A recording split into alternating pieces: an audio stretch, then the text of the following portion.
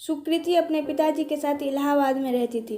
खुद का बड़ा मकान था उनका। सुकृति ने जब से होश संभाला था तब से ग्राउंड फ्लोर पर खुद की फैमिली और पहली मंजिल पर एक किराएदार की फैमिली देखी। उस परिवार में था नितिन और उसके मम्मी पापा। सुकृति अपने मम्मी पापा के तलाक के फैसले के अनुसार पिताजी के साथ रहती थी। उसके पिताजी बहुत गुस्सैल और बेफिक्र इंसान थे।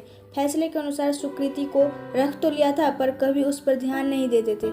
अगर कोई ध्यान देता था तो वो था नितिन का परिवार। स्कूल जाने वक्त सुकृति की 2 चोटी बनाने से लेकर बड़े होने पर सुकृति को साड़ी पहनाने तक सब सुकृति ने इसी फैमिली में सीखा। वैसे नितिन के मम्मी पापा यहाँ नितिन की पढ़ाई की वजह से शहर में रहते थे। बाकी गांव में उनकी अच्छी खासी ज़मीन थी तो उसके मम्मी पापा महीने के लगभग 15 दिन गांव में ही रहते थे। इधर सुकृति के पापा शाम को ऑफिस के बाद अपनी दूसरी बीवी के घर चले जाते हैं। मन होता तो रात को सोने घर आते हैं, नहीं मन होता तो नहीं भी आते। इन सब के बीच बचे सुकृति और नितिन, जो लगभग महीने के 15 दिन अकेले इस बड़े से घर में रहते थे। एक दूसरे के पूरक ही थे दोनों। रात में सुकृति को डर लगता तो नितिन नीचे दूसरे रूम में लेटने आ जाता था। सुकृति को मार्केट से कुछ भी लाना होता था तो नितिन साथ जाता था। यहाँ तक कि सुकृति को कॉलेज में एडमिशन दिलाने तक हो गया था। इसी तरह दोनों साथ निभाते निभाते इस मोड़ पर आ गए थे जहाँ एक वक्त बाद दोनों ने एक दूसरे से कुछ भी नहीं छुपाया। उसमें से एक चीज़ थी प्यार।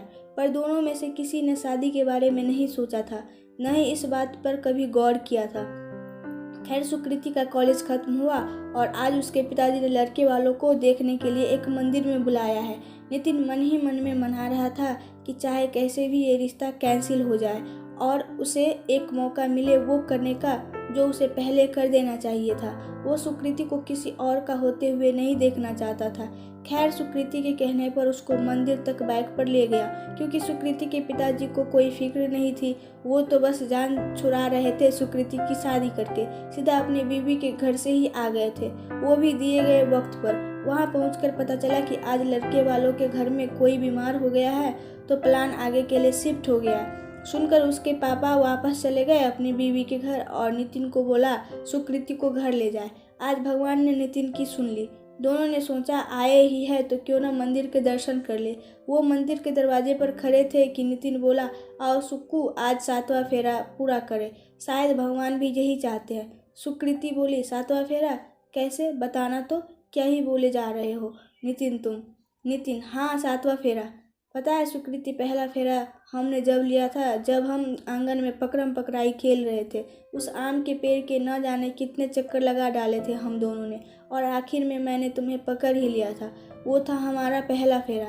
जब तुम्हारे रूठ जाने पर मैं तुम्हें कॉलेज लेने गया था ये सोचकर कि तुम देखकर खुश हो जाओगी, मान जाओगी, पर देखो ना, तुम मुझे देखकर दूसरी गली में मुड़ गई थी और मैं तुम्हारे पीछे पीछे तुम्हें मनाने। आखिर तुम मान ही गई थी। ये था हमारा दूसरा फेरा। वो जब किचन में रोटी बनाते समय तुम पर छिपकली गिरी थी और मैं तुमसे चीनी लेने आया था। तुम किचन से बेडरूम तक दौड़ गई थी और मैं तुम्हारे पीछे पीछे। वो था तीसरा फेरा। वैसे बता दूं, वो छिपकली रबर की थी और मैंने ही चुपके से गिराई थी।